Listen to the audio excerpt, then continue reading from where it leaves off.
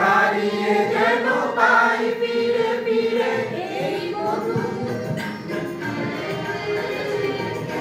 মধুমতি ধান সিঁড়ি নদীর তীরে নিজেকে হারিয়ে যেন পাই ফিরে ফিরে এক নীল ঢেউ কবিতার পথ হবে আনন্দ